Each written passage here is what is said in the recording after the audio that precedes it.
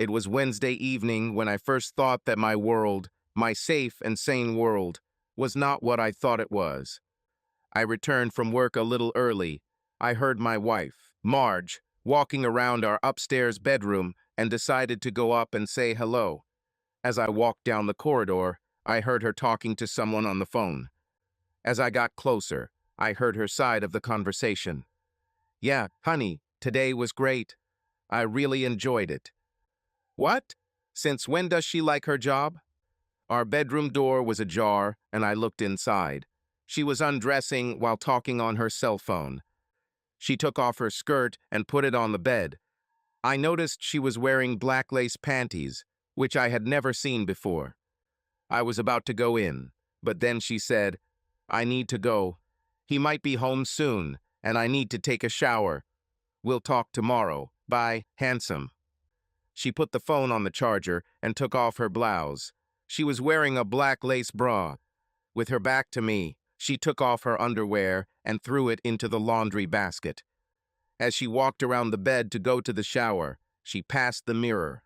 Being a woman, of course, she should have stopped and looked.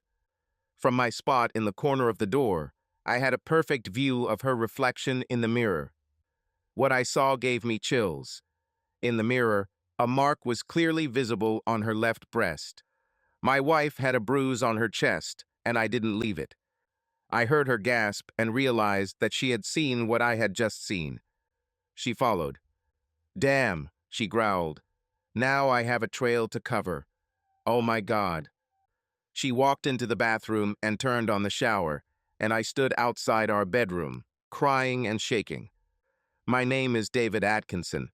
Marge has been my wife for 23 years. We have 2 children, Julia, who is 19, and Tom, who is 18. Marge works part-time in the acquisition department at an Air National Guard base. I'm a chemical engineer. Until a few minutes ago, I thought we had a wonderful marriage and a wonderful life. Now it looked like my wife needed someone else to make her life wonderful.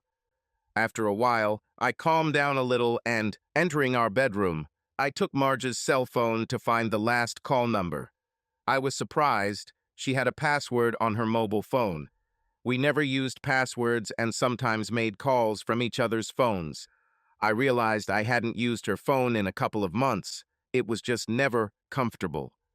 I took her blouse and smelled it. There was a faint shaving mark on her that I didn't recognize. After some thought, I pulled out the DVR from the kitchen and a Ziploc bag. Back in the bedroom, I put my underwear in a Ziploc bag and stuffed it in my pocket. I reminded myself to order an organic detection kit and send it to work. The DVR was placed on the chest of drawers, aimed at the mirror. I set it up to record and wrapped one of my ties around it. It was almost hidden. As I was walking downstairs, I noticed her laptop screen was lit up, so I decided it would be a good time to check her email. Bad luck. She set a password for it too. We also never used passwords on our computers, which was further proof. Then I left. I really wanted to confront her, but I was emotionally torn. Besides, I had no real proof. She could simply deny everything. No, I needed ironclad proof. And I wanted to find out who she was cheating on me with, so that I could harm him in return. I called my wife's cell phone, knowing she was still in the shower, and told her I was stuck at work and would have a late dinner when I finished. After hiding the evidence in the garage, I headed to the nearest bar to think and suffer. It was a quiet, run-down bar with a dingy motel next to it. There was nothing special here, average food, cheap drinks, and privacy. Upon entering the bar, I noticed that they had a new bartender. Great, I thought. I hope she knows how to make a gin and tonic. It turned out that he could. Her name was Mary. She just started working, and I liked talking to her. She was a divorced mom trying to make ends meet in life. I got home around 11 p.m. The house was quiet. Everyone had already gone to bed. I went up to the bedroom to undress. As I was changing into my robe, Marge said, "You're late today, honey." Turning to her, I replied, "Sorry to wake you. It's been a long day." Then he added, but I will compensate you if you feel left out." She sighed and said, "Oh, I'm too tired right now. Maybe for the next couple of days." "It's agreed, dear. I'll rest a little and go to bed too. Good night," I replied. "Nights." Taking the recorder, I left the bedroom and went down to the computer. As I connected the camera to the laptop, I realized that our lovemaking had dwindled over the last few months from 2 or 3 times a week to once a week, and that for the last month or so it had been on Saturday nights. I fast-forwarded until the bathroom door opened.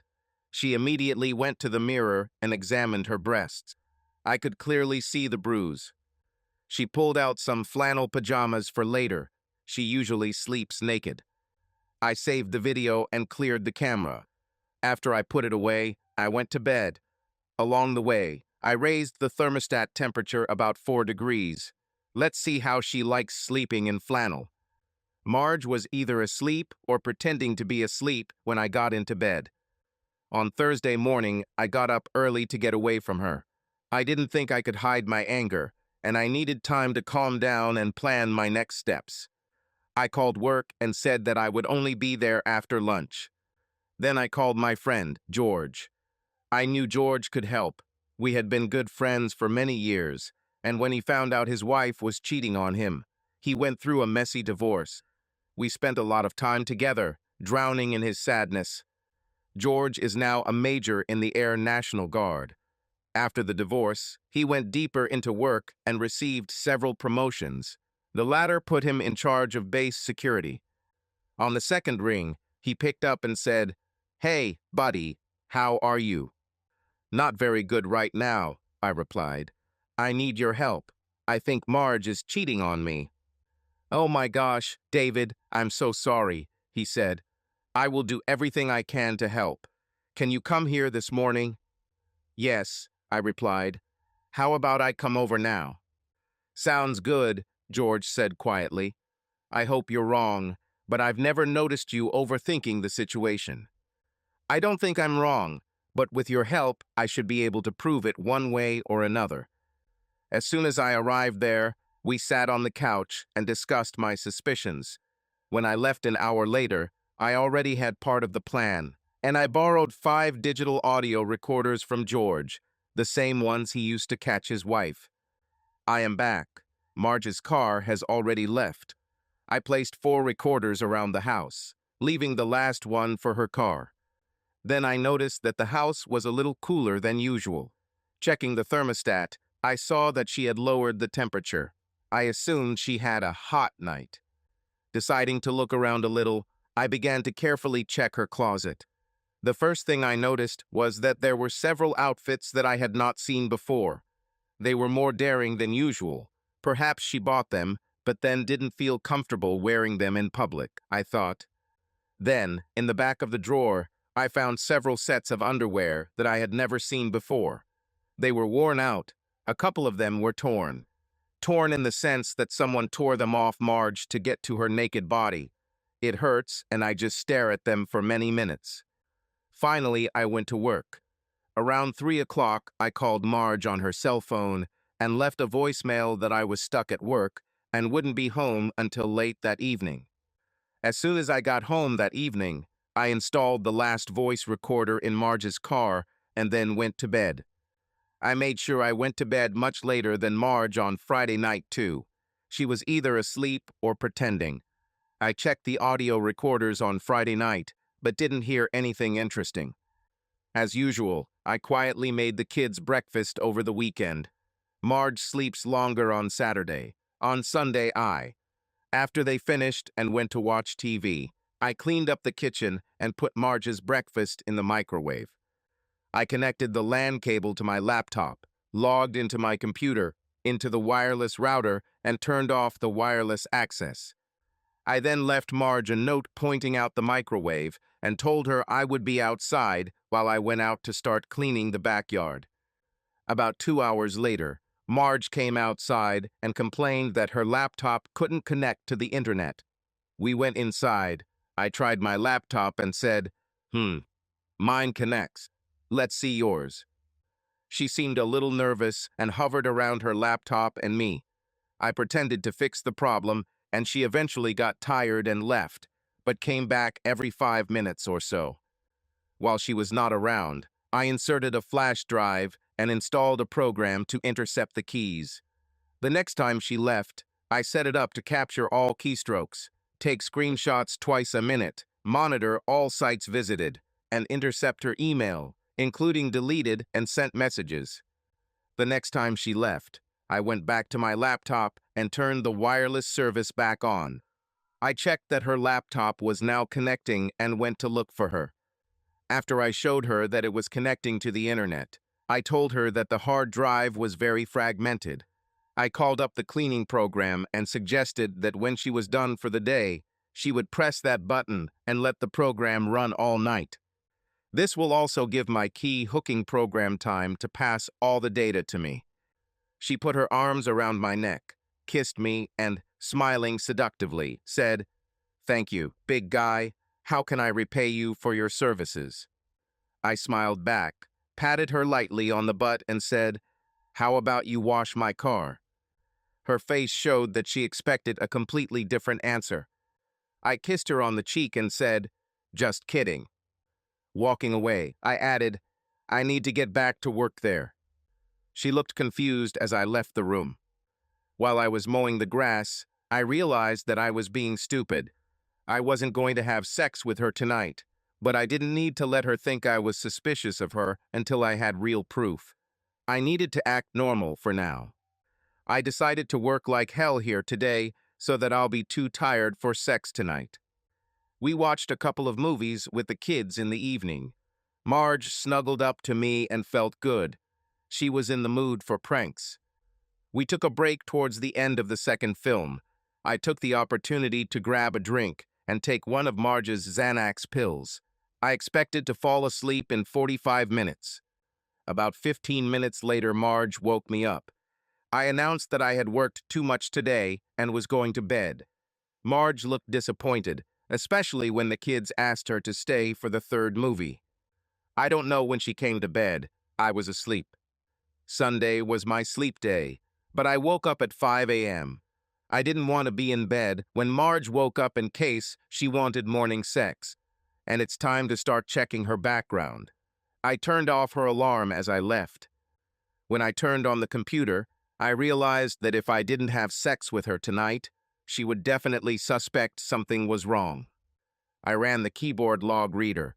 While it was initializing, I added a password to my computer. There were about 500 emails in a hidden folder, so I started reading them.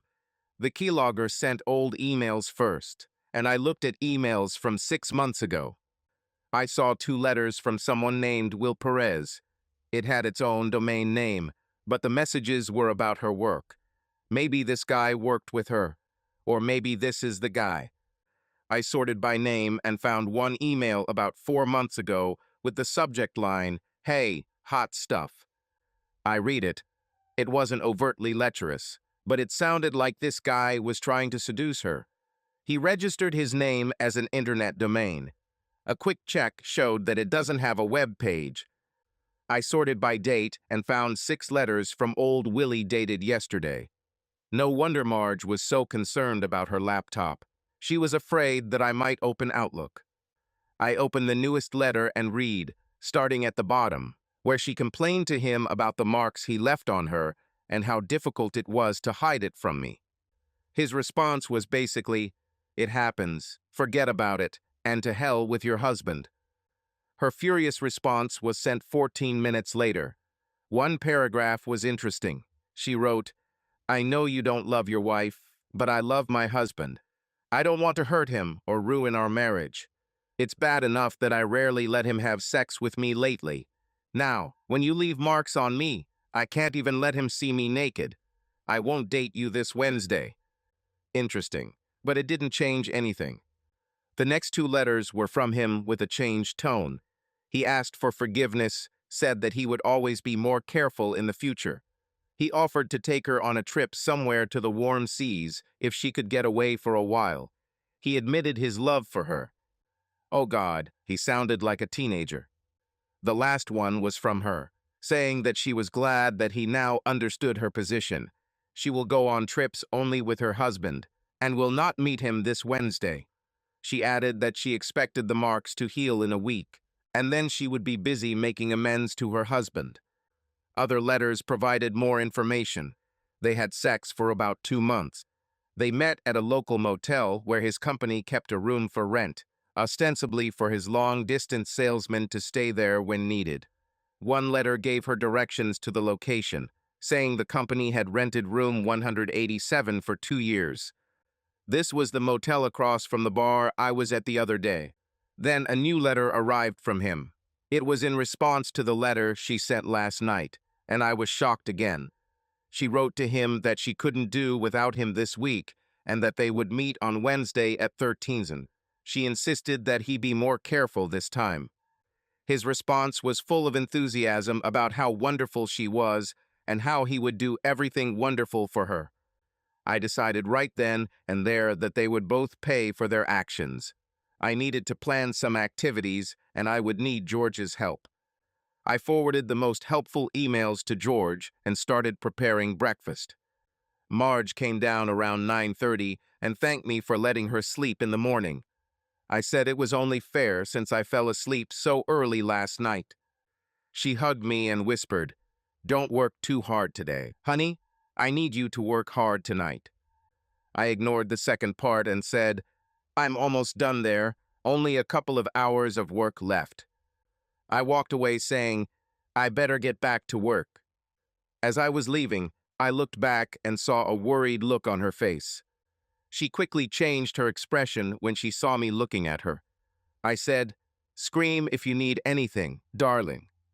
She answered weakly, "Okay." I was cleaning out the garage when George called. First, he asked if I could talk now. I went outside and told him yes. He said, "I have read the letters. I am so sorry." "Thank you," I said. "I feel bad, but at least now I know." "You know, and you have some evidence, but it has not yet been proven in court," he noted. I replied, "I know. Maybe I can take some photos of her entering or leaving the motel. We can do a lot more if you want. You just can't use the evidence in court," he said. "Tell me." I conducted several criminal investigations at that motel over the years. The owner is a nice guy who doesn't want criminals or drug addicts hanging out there. I can call him tomorrow and get the key to that room from him as part of my ongoing investigation, he replied. "We'll have to find out when Perez won't be there, and then we can set up the same hidden cameras I used to catch my sneaky ex," he explained. I firmly said, "Yes, I want to do this. Not just to catch her, but because I want to get to him. Can you also see what you can find on him?" "I'll start doing this first thing Monday morning. Let's see if we can install the equipment on Monday or Tuesday. We'll need maybe an hour," he replied. We talked for a few more minutes. George explained that the equipment is triggered by sound and movement and will transmit data to a receiver, which must be within 30 meters. He intended to place the receiver in a service room somewhere. When I need to retrieve the data, I simply need to drive to the motel and activate the receiver in my car. The first receiver was also a transmitter. On my signal, he will upload his data to me, and then clear his memory. It may take up to 2 hours to send the entire day's data. The rest of Sunday passed without incident. I found myself really looking forward to sex tonight.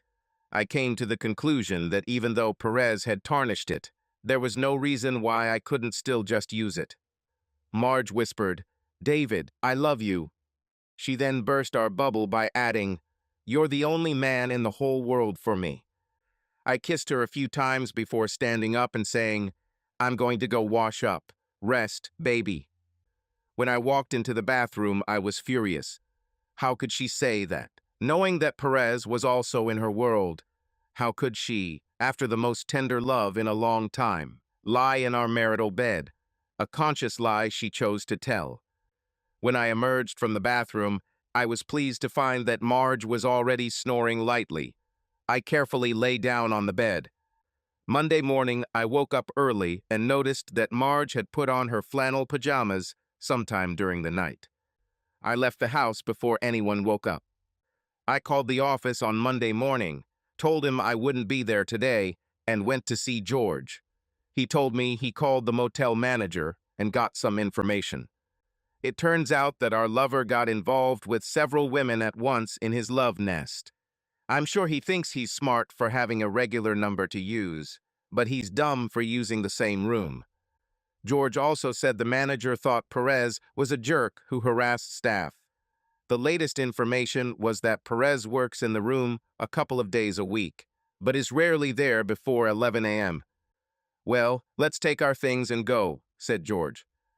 We loaded the equipment into George's van and pulled up to the motel 10 minutes later. George knocked on the manager's door and introduced me as someone working with him on the investigation and noted that I would appear occasionally.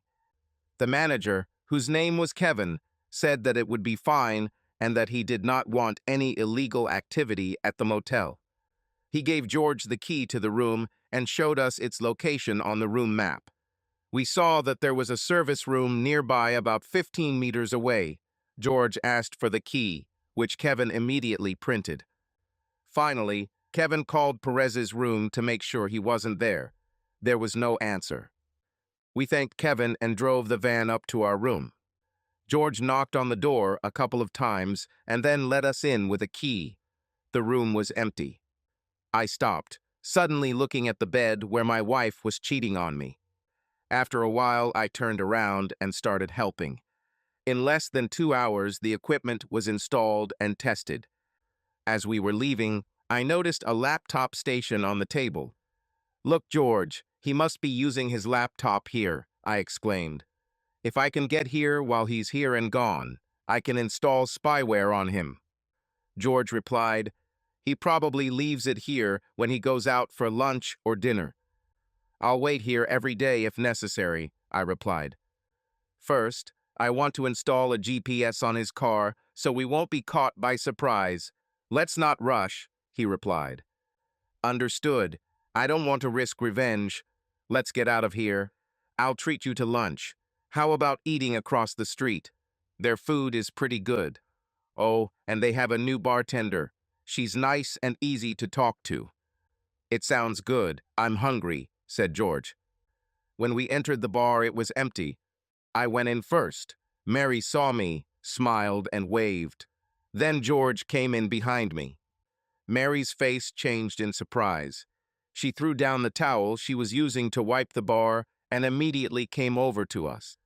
Ignoring me, she threw her arms around George, saying, "George, it's so great to see you again." He hugged her back warmly and said, "Mary, I was wondering. It looks like you're back on your feet. I'm so happy for you."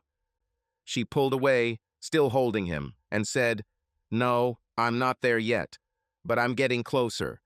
Thank you." From the side I said, Mary, I'd like to introduce you to my good friend, George." They both laughed. Mary let go of George and put both hands on my arm, saying, "I liked you from the first time we met. Now that I know you're George's friend, it means a lot to me." I smiled and said, "He's kind of a jerk, but overall, he's a normal guy." She smiled and said, "George and I have known each other for a couple of years, but I never thought of him as a jerk. It's probably a man thing." Mary continued serving drink orders for 4 other customers, but always came back to talk to us when she was done. Among other things, I learned that she was working as hard as she could to raise money for medical school in about 5 months. Around 2 o'clock in the afternoon, George and I were the only customers. I noticed this, and Mary said it was always empty during the day. She added, "I don't earn tips, which is bad, but I usually use that time to study."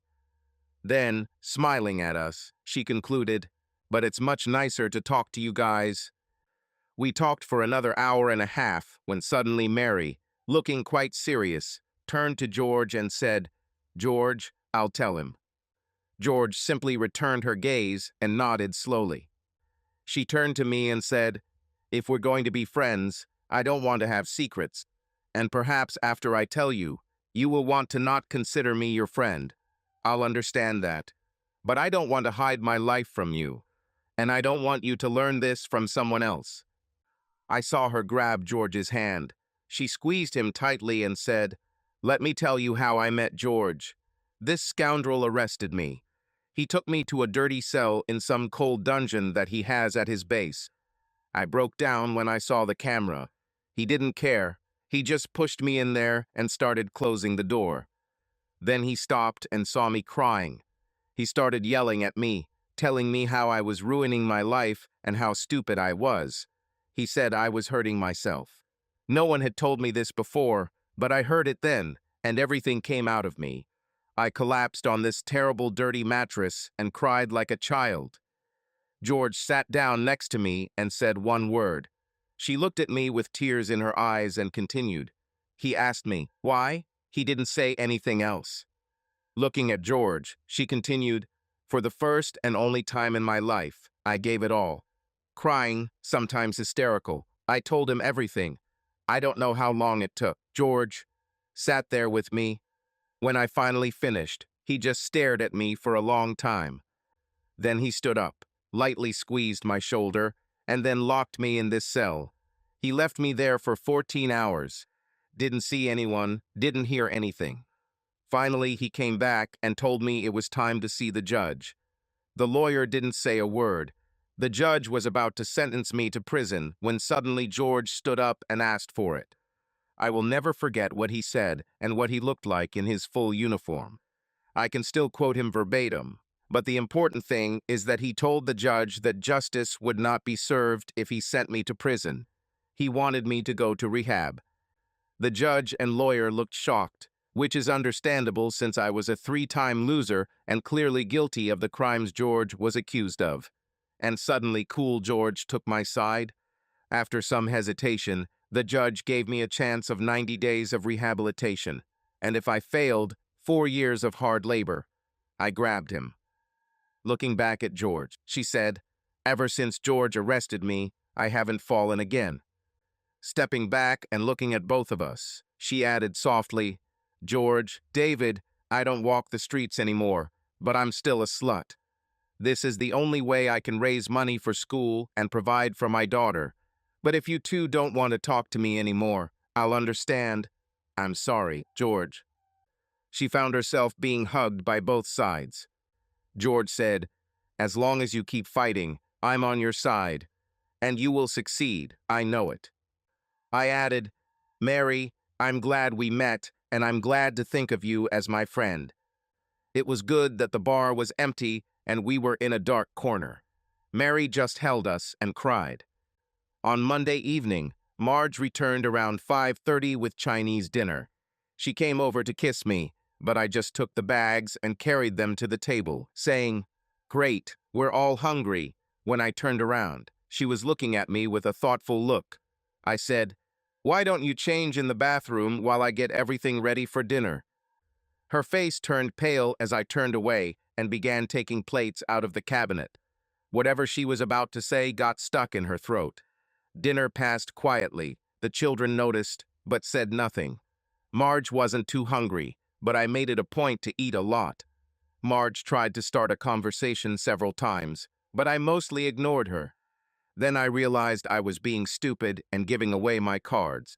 Sex last night was just normal for me, but I made it special for her, and she probably still felt good about it. My behavior now was simply cheap, and I didn't want her to call it quits before I had proof. I pretended to shake off my thoughts and said, sorry, that's it. I got distracted by a problem at work and brought it home. Let's start from the beginning. How was your day? We chatted during dinner with a semblance of normalcy. I tried to smile at Marge a couple of times and be attentive to her. Marge went to bed before me. I raised the thermostat about 5 degrees. After an hour of waiting, I checked the voice recorders, but again found nothing interesting. I went into our bedroom. It must have been about 25 degrees Celsius there. I got ready for bed, lay down in bed, and turned away from her without saying a word. She said quietly, good night, dear. Without turning around, I said, why are you wearing that flannel sweater? It's not cold here at all. She was silent for a minute and then said, "Honey, I'm just cold, that's all." I decided to insist. I turned to her and hugged her. She returned the hug. She was really sweaty. "You feel bad?" I asked with concern. She replied, "I don't think so. I've just been feeling cold at night lately." I reached out my hand to her untouched breast and, stroking it, said, "I know a couple of ways to warm you up." She stiffened, sighed, and said, "David, I'm sorry. I'm just too tired." I turned away and said, "Okay." Marge snuggled up and cuddled up to me, saying, "Honey, yesterday was absolutely wonderful, but today I'm too tired. Listen, I have an easy day on Wednesday. I'll have a blast on Wednesday night." I just muttered in response, "Okay." After a few seconds, she pulled away and returned to her side of the bed. Tuesday morning dawned cool. I left at the usual time and went to work. George called to say that he had installed a GPS on Perez's car the night before and had given me the website and login information.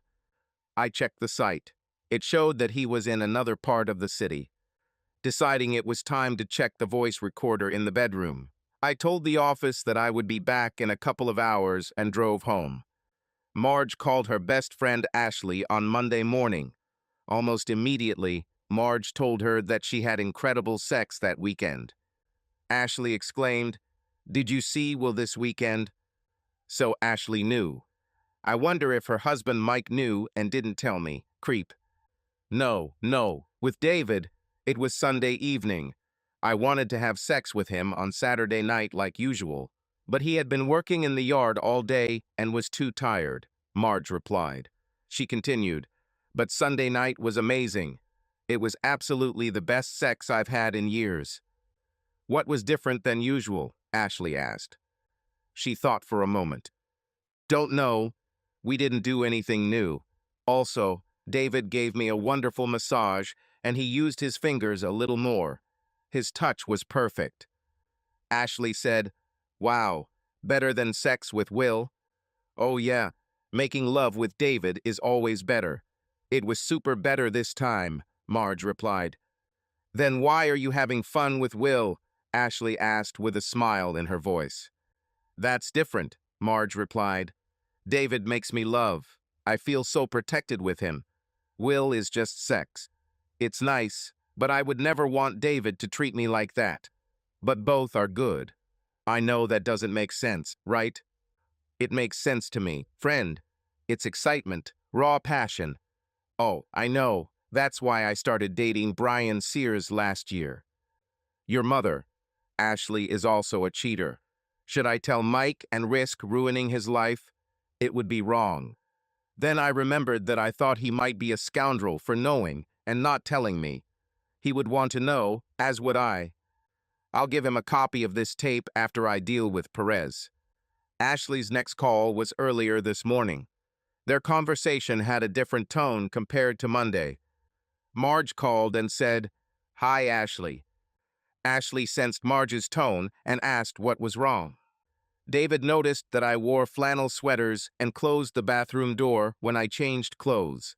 He asked me about this when he got into bed. I told him I was just cold, but Ashley, the room was hot as hell. I was sweating all night in these heavy flannel sweaters. I don't think he believed me, but he didn't say anything else.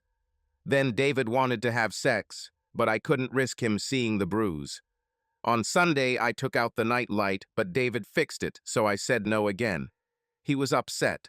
I tried to make up for it by saying I'd take it off on Wednesday, but he didn't seem too happy about it. We were lying down, and there was a wall between us. And the worst part is that I kept thinking about Will, not David. I closed this file and saved it. I didn't need to listen anymore. After browsing the internet, I ordered an organic detection kit and sent it to my office. Then I went to the motel. Perez's car was at his room, but it was lunchtime. I went to the bar. Mary wasn't working, but I saw from the window that Perez was sitting in a booth, looking at the menu. I decided now is the time. I walked up to his motel room door and knocked. Without waiting for an answer, I used the key to open the door.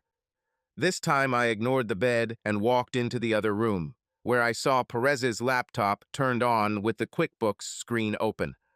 I took out my flash drive, inserted it into the computer, and installed the keylogger program.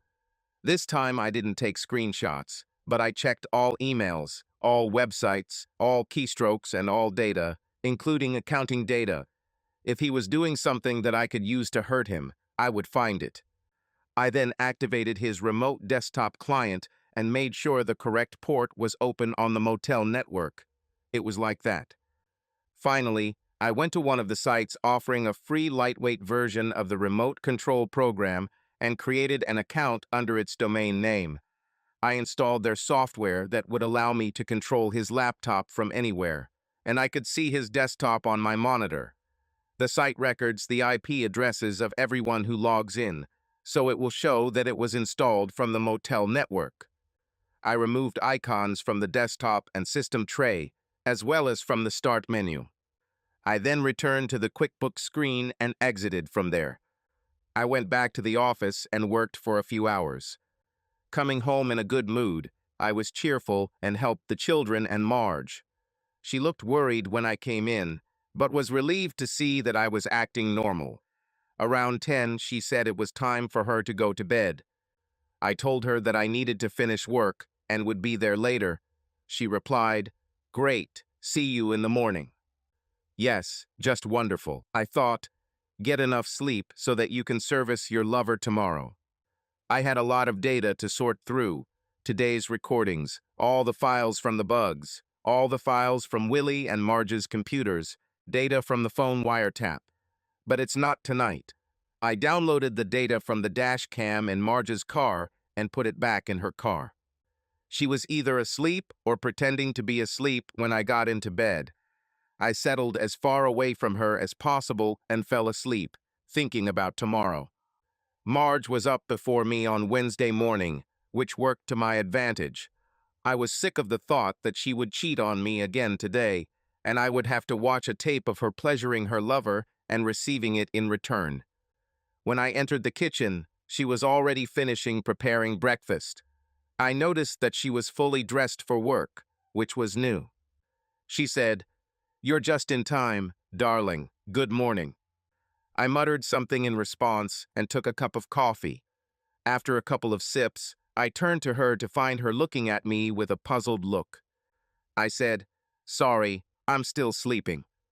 She said, "Okay, you're usually so cheerful in the morning. Now you know how I feel in the morning." I didn't answer, just sat down and took a sip. The children came in and she began serving breakfast. I always help her serve when she cooks, but today I didn't. I didn't look at her, but I saw from the corner of my eye how she kept throwing quick glances at my face. As she placed the plate in front of me, she paused and stared at me. I pretended not to notice, looking at the door. As I was about to leave, she stood in front of me with a worried look and quietly said, "David, is something wrong?" I looked at her without expression and said, "I don't know." I hugged her, suddenly affectionately. She melted in my arms, saying with relief, "I'm glad. I was worried." I said, "I love you and I can't imagine life without you. And there is no other woman in this world with whom I would like to make love." I waited and then added, "I hope you feel the same way about me." She immediately hardened and, sobbing, hugged me tightly, saying, "Of course." She then whispered, "And I plan to wear you out tonight." I pulled away abruptly and walked out without looking back. I drove to the motel and downloaded the data while I waited for Marge to go to work. I got home a little after 9 a.m. I spent the entire time in the parking lot wondering how I was going to get through this day. How can I behave normally with this traitor? What should I do? How can I watch a video of her with another man? Downloading data from the bugs took some time. I wandered around the house aimlessly while they copied. There's no way I'll be able to have a normal conversation with Marge tonight, much less get into bed with her. I started with his emails. After a couple of hours, I learned a few basic facts. He had 3 companies that bought products cheap and resold them to a local military base, several Fortune 500 companies, and the federal government. Looks like he cheated on 5 women besides my wife, that busy scoundrel. He had numerous emails regarding product quality and specifications. I saved a couple of letters for later study. Nothing special yet, but it was a start. I then copied his 3 companies' QuickBooks files and used a keylogger program to find his logins and passwords. There was nothing particularly useful there either. I'm not an accountant. I noticed that he had 6 corporate credit cards in his expenses section. He even included each card number in the notes for each card. Listening to his phone conversations took a lot of time, but it turned out to be very useful. I started to see a connection between some of the emails and what he was saying on the phone. One call was from someone in the base shipping and receiving department. He said he was having trouble processing the latest shipment due to duplicate serial numbers. What's worse is that all future shipments must have unique serial numbers. Perez was annoyed by this and made it clear that he did not like it. The interviewee insisted that the new audit software would capture all sorts of things and that they needed to be careful. When Perez hung up, he went online and ordered 2 specialized printers and supplies. Another call was from a supplier who wanted Perez to buy from him. After much prevarication, Perez finally said, "Listen, the qualification process takes forever. That's how it works. But I like you and I want to help." The chief purchasing officer on base is the guy who approves suppliers, but he listens to his purchasing agent. I can get him to help you, but it will cost money.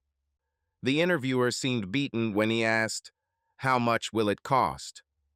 For $5,000 cash, you can sell $100,000 worth of goods to the base.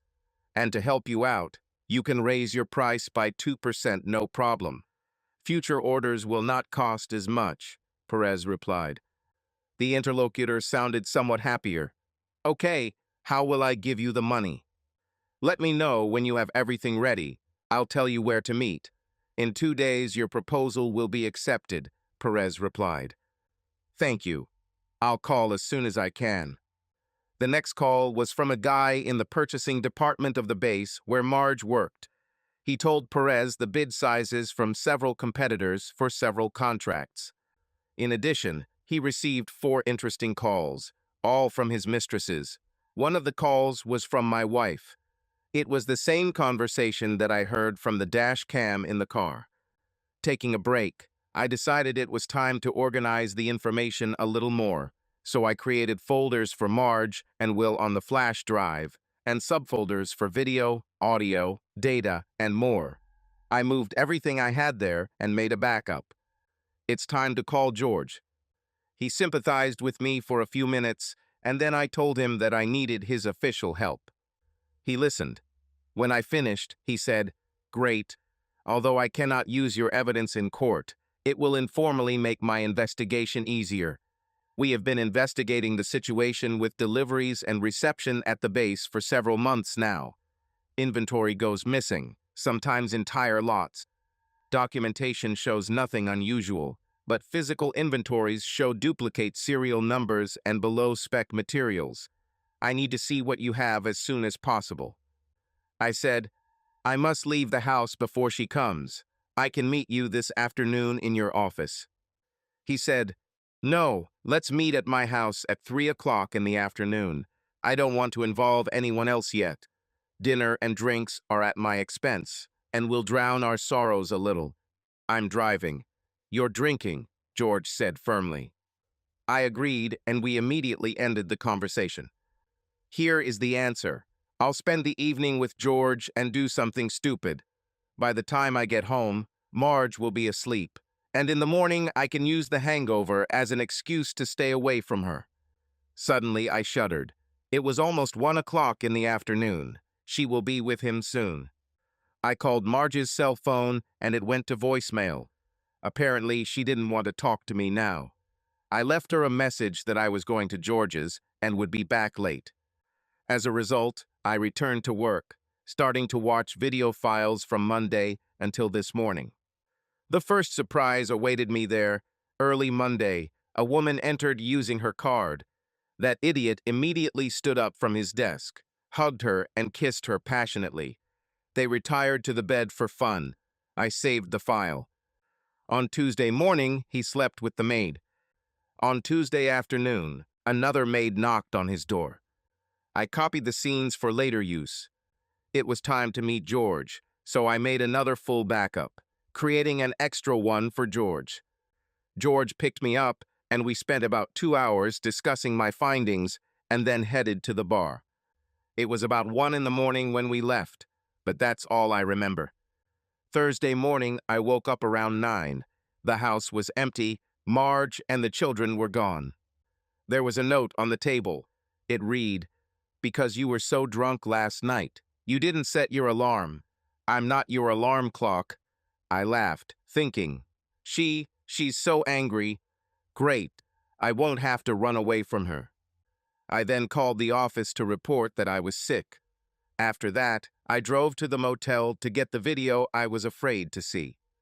On the way back, George called, saying that the investigation was now in full swing. The man who took the $5,000 bribe agreed to wear the bug. The methods by which Perez and his friends stole were revealed, and a preliminary report was sent to base command. Military police were expected to search Perez's office, motel room, and home. His computers will be thoroughly checked, and there better be no keyloggers sending data to me. I assured him that there would be none. George hoped that the search would take place in about 10 days, and hoped that I could avoid confrontation with Marge until then. He then added another detail. Since the leak to Perez had come from the purchasing department, Marge was now considered a person of interest. I was about to say, that was stupid. Marge doesn't steal. But then I realized that I had also thought that Marge would never cheat on me. We promised to talk tomorrow. I arrived home and downloaded the data from the motel as well as from my home computer. Then I started looking at the Wednesday data until 12:30, but then I stopped. Next, I checked his email and found emails that appeared to be from 2 other suppliers who had bribed Perez. I forwarded them to George. I found several letters from his girlfriends. Some of them indicated dates and times when he would have them. I noted these points because Perez would be too busy to notice that I was taking control of his computer. Finally, the time has come. I couldn't put off watching Marge's video any longer. I fast-forwarded until he came to the door and my wife walked into the room. I finally started playback and watched them hug and kiss passionately. Besides how she reminded him to be gentle, they didn't say much as they undressed each other and rolled around on the bed. Thursday evening was quiet. The kids were out. Marge and I were going about our business without much communication. After everyone went to bed, I replaced the data recorder in her car and copied it. I couldn't resist checking the data from the machine. I was sure she was talking to Ashley on the way to work. Marge wouldn't call from the house phone in the bedroom because I was hungover and sleeping there, and she wouldn't ring the bell in the kitchen because the children could come in at any moment. Sure enough, Ashley called Marge asking how it went. Marge said, "Will was fine. I forced him to be more gentle. He's still a bit rough, but he enjoys hanging out with me." "What about David?" asked Tycho Ashley. Marge sobbed. "Nothing. He went to get drunk with one of his friends.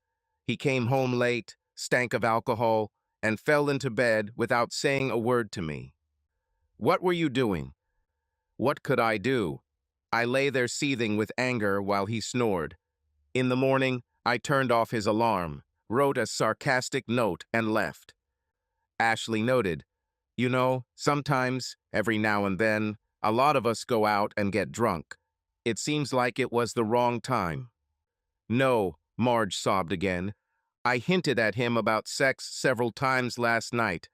Yesterday morning, I told him I was going to wear him out tonight. He didn't say anything, just went to work. He didn't even say goodbye." "Do you think he suspects something or knows something?" Ashley asked. Marge said, "No, how could he? I meet Will when David is at work. No, I think David is angry that we've been having sex once a week for a while now, and he's trying to get revenge by neglecting me. That's a far-reaching assumption, my dear. I saved this conversation, thinking, God, I made her angry, and I won't have to pay for it. Thursday night, Marge made sexual advances, but I ignored them. It was almost 2 in the morning when I went to bed, and she was already asleep. Sorry, Ashley, you were wrong. I got up early on Friday and went straight to work. Left around 3 with the organic test kit and stopped at a motel to get the video for Thursday and today. Mary didn't work at the bar, but I had a drink while I waited for the data to load.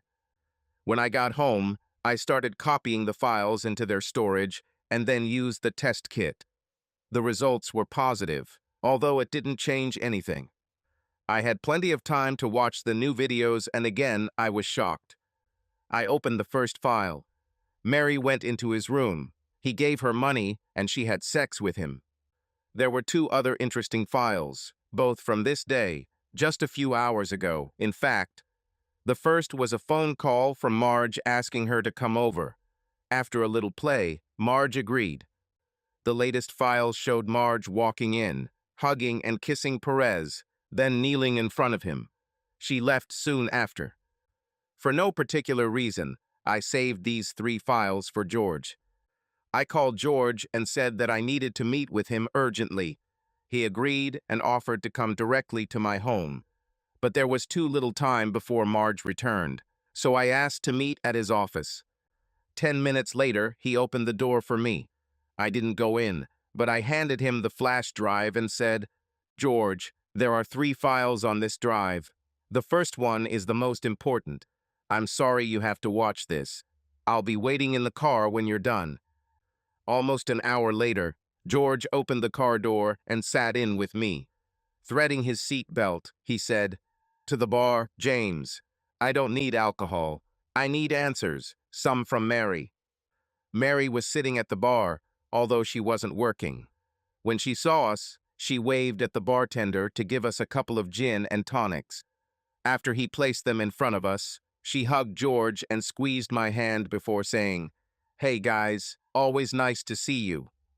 I thoughtlessly said, Hi Mary, nice to see you.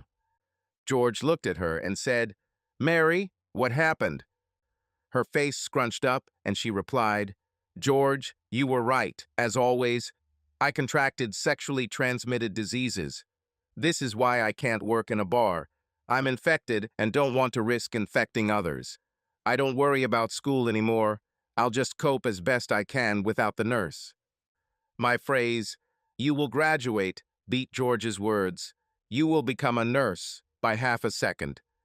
Mary simply lowered her head and replied, No, I can get by with this job if I don't have to save for school. That's enough for now. George grabbed her hand and blurted out, No, that's not even close to enough. You talked about becoming a nurse that day in your prison cell, and every day after that you worked towards that goal. I won't let you give up. I added, We'll find another way, Mary. She looked at both of us with tears in her eyes and said, I couldn't ask for better friends, but I cannot and will not ask you for help. That would be using our friendship. George and I looked at each other before I said, Okay, you're not asking, and since you can't stop us, the topic is closed. We will contact you. We all laughed, and then I continued. George, I asked, aren't there going to be vacancies on the base soon? Before he could answer, Mary became serious again. Guys, she said, there are 2 more things I need to tell you. First, I know you follow Will Perez. I can see the door to his room through the front windows of the bar, and I hope you arrest him soon. George nodded with a straight face. The first thing I did when I found out about my illnesses was that I looked in to see him. I gasped and screamed, Why? She growled at me, because it was the only way to hurt him. It was about midnight when I went to bed. Marge was asleep, and now George knew all my plans. He was also going to see if Mary could get a job in the base's purchasing department. Several places should become available there soon. Saturday passed quietly. Marge and I didn't talk much. We had a normal movie night, but when I arrived with the drinks, Marge was sitting in the center of the couch with Tom and Julia sitting on either side of her. Usually Marge and I sit next to each other, and the kids sit next to us on the couch. I sat down in the chair, noticing that Tom and Julia looked uncomfortable while Marge looked smug. Marge went to bed early. I used this time to check the voice recorders, but found nothing. She had one letter from Perez thanking her for the visit on Friday and looking forward to next Wednesday. We didn't really talk on Sunday. We simply followed the inertia of ordinary life. I went to bed a little earlier than Marge and noticed that she was still going into the bathroom to change into her pajamas. She should have known that her lies and betrayals had both of us into a downward spiral. She got into bed without a word, but roughly enough to make sure I was awake. I didn't say anything as she immediately turned away from me. This worked to my advantage. On Monday afternoon, George called and said they were planning to conduct the raid the following Monday morning. He added that he hoped I could leave Marge alone this week so as not to scare Perez off. I agreed again and said that I planned to tell Marge that I would be on a business trip from Wednesday to Sunday, but that I would actually get a motel room and work out the details that I had discussed with him. I then called Kevin at the motel and booked a room directly above Perez's for 5 days.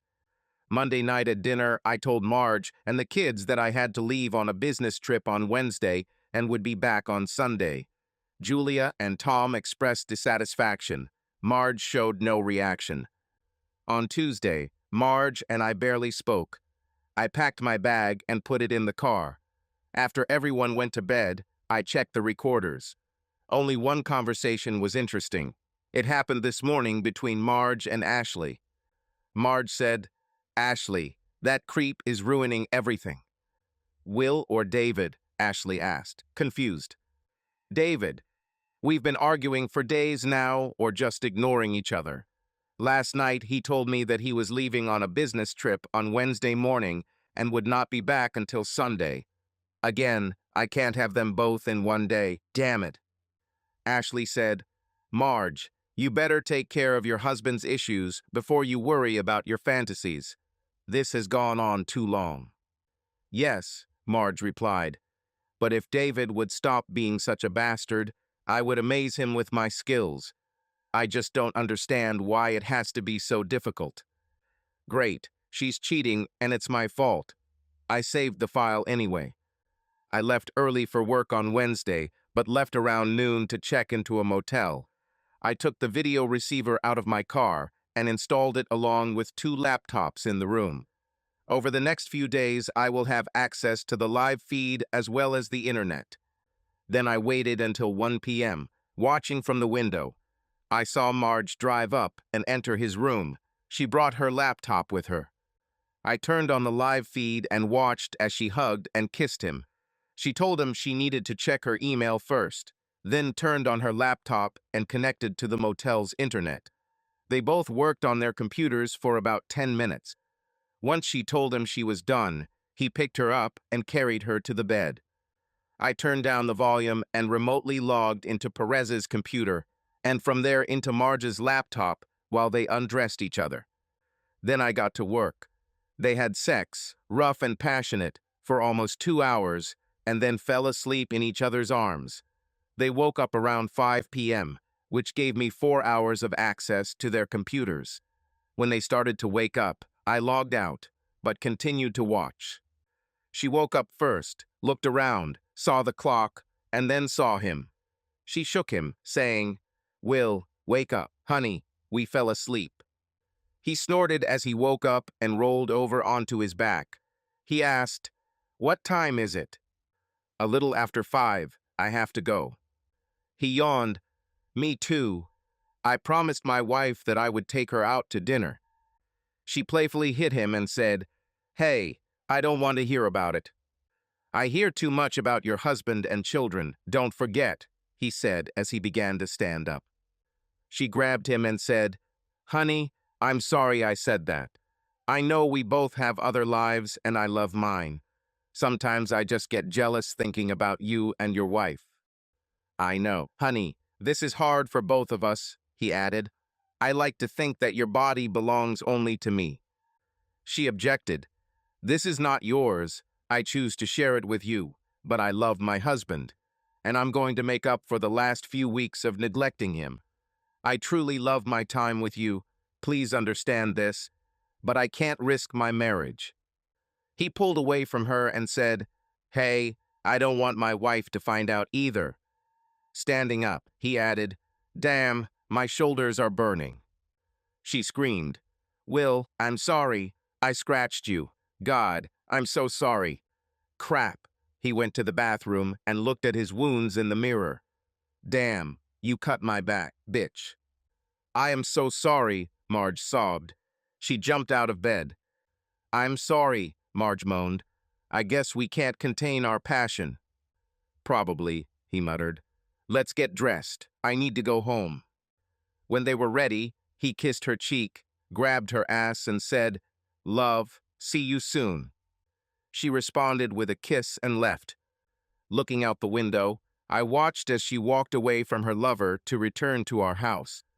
Anyone watching her would have realized that she was very tired. Oh yes, she'll pay. Thursday and Friday, I alternated between my work and my projects. On Thursday afternoon, he received a call from Marge saying that it had been great, but that she couldn't see him anymore and that she was cutting off contact. They argued for a bit and then promised to talk again soon. Late Friday night, I made the final transfers between computers, sent a few emails, and then removed the keyloggers from Marge and Perez's laptops and cleared their logs. I accessed Marge's computer through Perez's computer, knowing that the login program would record that the IP address was from the motel. I have forwarded all active offers to Marge Perez. I returned home on Sunday afternoon. Nobody was home. I took 4 voice recorders and cleaned them without listening. George could take them and the recorder from her car now. Then I unpacked and poured myself a drink. Julia and Marge returned home soon after visiting the grocery store. Tom arrived while we were doing some shopping, and we had a quiet last evening. I was at work Monday morning when I received a call from our family doctor's office around 11:00. The secretary asked me to come immediately if possible, but it had to be today. I asked why, but she just said that the doctor wanted to talk to me. Dr. Benson picked up the phone and said, David, I really need you to come into the office as soon as possible. I need to run some tests. I replied, Doctor, I will come, but please tell me what caused this and why it is so urgent. I would prefer to speak in person. I need to know if I should go straight to the hospital for surgery or just update my will. Doctor, you leave me in limbo. He sighed and said, Okay, David, your wife came in this morning feeling sick. Tests showed that she has 3 sexually transmitted diseases. She told us that she didn't have sex with anyone other than you, so it's likely that you infected her and passed on the diseases to her. Doctor, I'll be right there. The usually friendly staff were not so when I arrived. A grim nurse led me into an office and took a blood sample. It was very painful, and I noticed that she was using a really big needle. An hour later, Dr. Benson came in looking puzzled. He began to say, while still walking, David, you don't have any sexually transmitted diseases. I apologize for my words on the phone. I just assumed Marge was telling me the truth, but she wasn't. I understand. Doctor, I'm glad everything is clean with me. I added, Marge and I haven't had sex in a while. Now I know that she cheated on me. I'm sorry. Here is a copy of your test results. Right then my cell phone rang. It was my daughter. I said, Doctor, I'm sorry, but my daughter never calls during the day unless it's an emergency. He nodded as I picked up the phone to hear Julia sobbing into the phone. Honey, what happened? Dad, Mommy just told us that you cheated on her, and now you've given her a disease, she cried. How could you? Julia, I'm at the doctor's now. I don't have any sexually transmitted diseases, I told her quietly. Let me hand the phone to Dr. Benson so he can confirm this. After he did this, he returned the phone to me. Julia sobbed. Dad, I'm so sorry that I doubted you. I'm so sorry. Mom was just so cold and matter-of-fact when she said it that we just believed her. I understand. Honey, it's okay, I told her. Now tell the truth to your brother, but please don't tell Mom we talked. I'll be home soon. When I approached the administrator to pay my share, she handed me some papers, saying, These are copies of your test results confirming that you are fine. Due to HIPAA rules, we cannot give you information about your wife's medical problems. Handing me some more papers, she added, But I must have made a mistake and accidentally gave you copies of her report too. She looked into my eyes and smiled. I realized that Marge would not be well received in this office when she came in for treatment for her STDs. I thanked the woman and headed home for one last confrontation.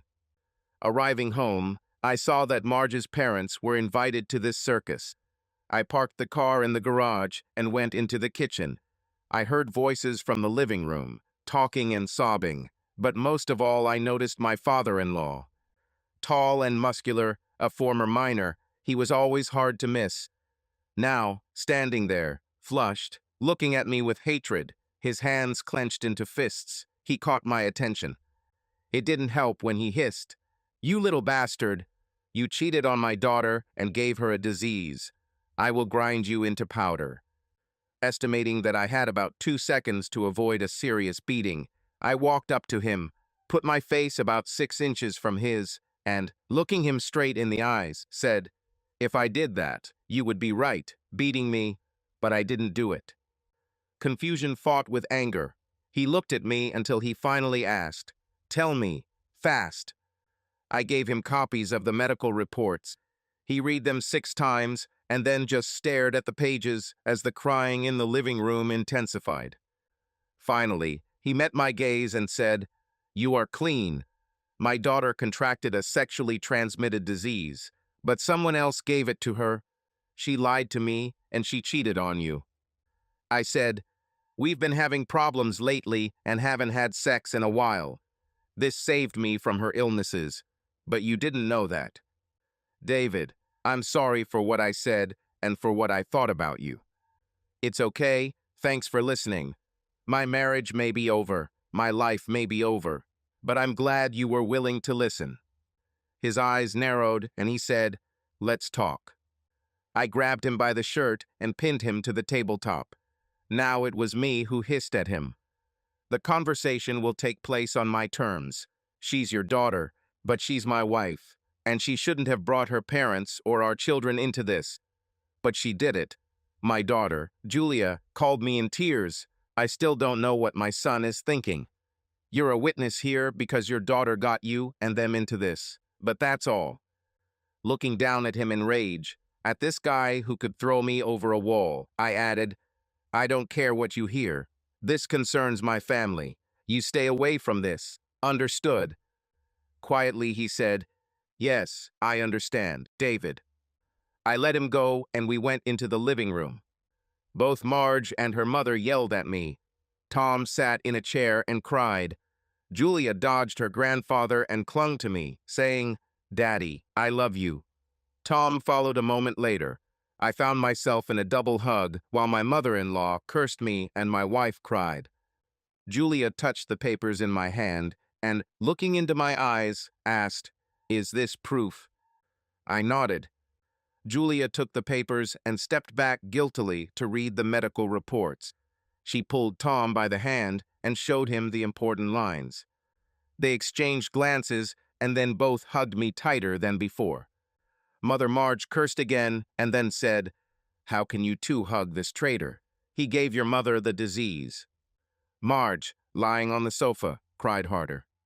Julia pulled away and approached her grandmother. She knelt down in front of her and, looking into her eyes, presented both medical reports. A few moments later, my mother-in-law covered her face with her hands. Marge screamed, What? Why does everyone think so differently? Julia's face was indescribable as she stood up from her grandmother and knelt down in front of her mother. She showed both medical reports again, pointing to the lines that proved that I was clean and Marge was not. Marge's face paled as she realized the reports. Julia said, "Mom, you lied to us. You cheated on your husband. You are a traitor." Marge gasped and swung her hand at Julia's face in retaliation. My daughter has quick reflexes. Her hand came up to block the blow. Now it was her turn to hiss. "Mom, don't ever try to hit me again. You have lost this right. You are my mother and I love you." Standing up, she added, "But you are a traitor.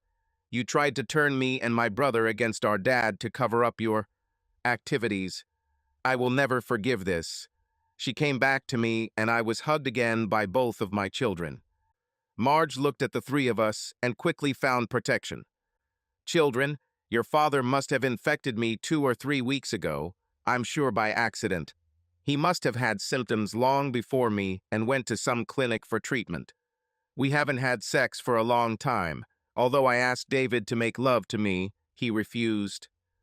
With puppy dog eyes, Marge looked at everyone except me and added, "I haven't cheated on my husband, and I never will. But he cheated, and now he made me look like I did it. Please believe me.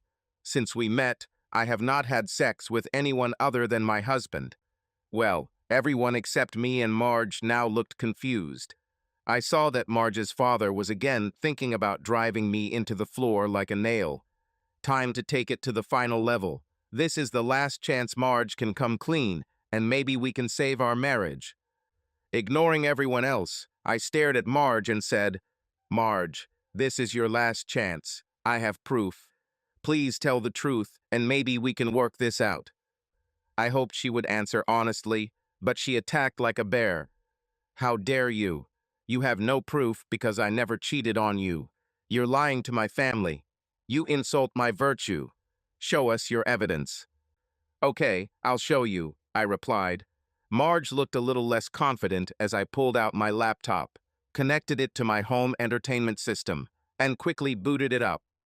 As it loaded, I thought, well, the revenge I've been working on for the past weeks has already begun for Perez. Now it was about to begin for Marge. I didn't expect 4 innocent people to be involved, but here they are. The first thing I did last Wednesday, while Marge was busy with Perez, was use one of his company's credit cards to register a domain name and open a web hosting account. I then spent the next couple of days creating the website we were going to look at. Looking at Marge, I asked, "You broke up with him on Thursday, didn't you?" Disdaining me, she laughed. "You're crazy. There is no one but you. But now it can be." I opened Outlook on our 65-inch TV and clicked on one message and asked, "Do you recognize this guy? His name is Will Perez."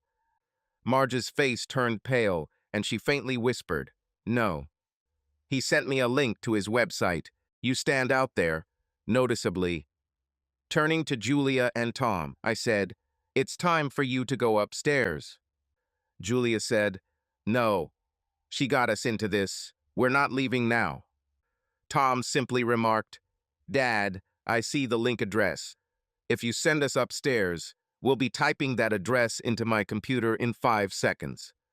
No one else offered an opinion, and Tom was probably the only person who would have read the link as a matter of course. He must have wondered why I was going to start a site called the Perez. Nodding to the children, I clicked on the link.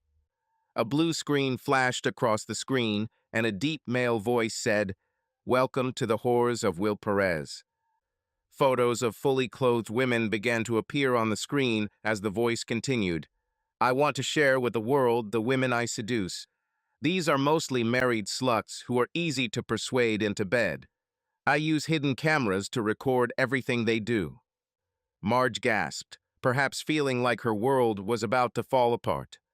The voice now hopefully sounded like Perez. I spent a lot of time converting the audio into his voice. "Look at them. I have some videos and audio clips for each. If you like what you see, message me. I have high-definition video footage. For a small fee, they can be yours. And remember, These are hidden videos. These women have no idea I'm showing them to the world. All eyes were glued to the fourth image. It was Marge. She was wearing one of her usual work clothes, a gray pantsuit that suited her well. I hovered my mouse over her image and we heard, "Meet Marge A. She's in her mid-50s, a little plump. I have a lot of videos of Marge. Click here to see and hear clips of Marge in action. Message me for a list of videos and prices." All heads turned to stare at Marge, who was pale and clenching her fists. Looking at the screen, she moaned, "No, no, this cannot happen. No." Clicking on Marge's picture brought up a screen with 8 clips of Marge. Marge's eyes widened when she saw the screen. Apparently, she recognized the place and perhaps some of her poses. She began to sob. Her mother hugged her. Her father looked stunned. Our children looked, to put it mildly, very angry. I walked away from the computer saying, "I think we've seen enough." "No," said Julia. "I haven't yet. These little pictures could be anything. I want to know what the hell is going on," she continued angrily. "I want to see the proof either way." At the same time, she rushed past me, grabbed the mouse, and clicked on the first image. While the video clip was loading, Tom walked up to her and put his hand on her shoulder. She hugged him tightly. "Oh my God, this is disgusting," Julia exclaimed in shock. "How could you do this?" Tom looked even more shocked, but didn't say anything. Marge was crying in her mother's arms at this time. Marge's father hugged his wife, and Marge just sobbed. After a few seconds, Julia clicked on the following link and the video appeared. Marge's sobs grew louder. No one said a word when Julia clicked on the third link. When the video disappeared, I said, "Julia, we've seen enough." She nodded and tears streamed down her face. She and her brother walked across the room to hug me again. Tom cried, as did Marge's parents. Marge cried uncontrollably in her mother's arms. After a minute, I asked, "Marge, why?" She started crying even harder, trying to answer, but all I could make out was, "I don't know. I'm so sorry. God." Handing Tom the car keys, I said, "Kids, go somewhere for a couple of hours. Go shopping if you want. Do you have credit cards but need cash?" Tom replied, "No, I took care of it. We'll have dinner and come back tonight." Julia said, "I need to get my purse. I'll be right back." After they left, I said, "I'll be back in 30 minutes. Marge, it would be nice if we could talk then." Looking at her parents, I added, "It's better if you two stay too. Please, she needs your help." Then I went for a long walk. I returned about 40 minutes later. Marge and her parents were sitting at the kitchen table. Marge immediately stood up and said, "David, thanks for coming back." I nodded and said, "Please sit down. We have one more problem to discuss." Marge's face turned pale again. As she sat down, I noticed how red her eyes were. I sat across from her at a round table of 4 and said, "Marge, Perez was arrested today." Her eyes widened again. "George has been investigating irregularities in your office for a couple of months now. It turns out that Perez was deceiving the government and blackmailing his suppliers, demanding kickbacks." 3 people just stared at me. Marge was crying hysterically again. I continued, "His office, his business, and his love nest were ransacked today. In addition, 1 guy from your delivery department and 1 from your purchasing department were arrested." Standing up and walking over to Marge, I added, "George has proof. Your emails to Perez, where you leaked contract details and competitors' prices to him." Marge threw her head up and gasped, "No, I would never do that." Her mother snapped, "How can we believe that?" Marge was sobbing. "The only reason you are not in prison right now is because you are, at least for now, my wife. George is breaking the rules, but if you are not in his office tomorrow morning, they will escort you there." Standing in front of her, I said, "Marge, if you did this, you will be sent to federal prison for a long time." She screamed, "I didn't say that. I know you have no reason to believe me, but I didn't leak any work information to him." She looked into my eyes and admitted, "Yes, I lied to you. Yes, I had an affair with him, and he gave me diseases. And what's worse, I tried to frame you to cover up what I did. I can't expect you to forgive me or want to be with me. And if I had sent Will any information, prison would have been a good place for me. I had nothing left anyway, but I didn't." I asked, "Marge, have you ever taken your laptop into his love nest?" She nodded. "A couple of times. It allowed me to work, while still having the day off. I am so sorry." I shouted, "Day off so you can cheat." Grimacing, she nodded. "Marge, has he ever had access to your laptop? Have you ever finished with him and then go take a shower or fall asleep while you were connected to the base network?" She nodded again without looking at me. I grabbed her laptop and quickly turned it on. Then I turned off our internet. I needed to do this because one of the last things I did after gaining remote access to Marge's computer was to schedule a mass email to make it look like Perez had done it. With the internet down, the letters couldn't be sent, but here was another crime to pin the blame on Perez. I pretended to be surprised when the password was needed and asked her to tell me. After a short pause, I looked at her and said, "Marge, he installed a remote control program on your computer so he could control it and see everything. There's an entrance there for Perez." Her head shot up, shocked again. "He set me up," she cried. Nodding, I said, "Yeah, it looks like he wanted more from you than just your body." Pretending to ignore her reaction to this, I leaned towards her laptop. I waited a moment and then straightened up and looked at Marge. "It's good that I turned off the internet. There is a scheduled task to send his email to all your contacts," I told her. "To family, friends, work colleagues, church, everyone. You broke up with him on Thursday, and this is his way of getting revenge."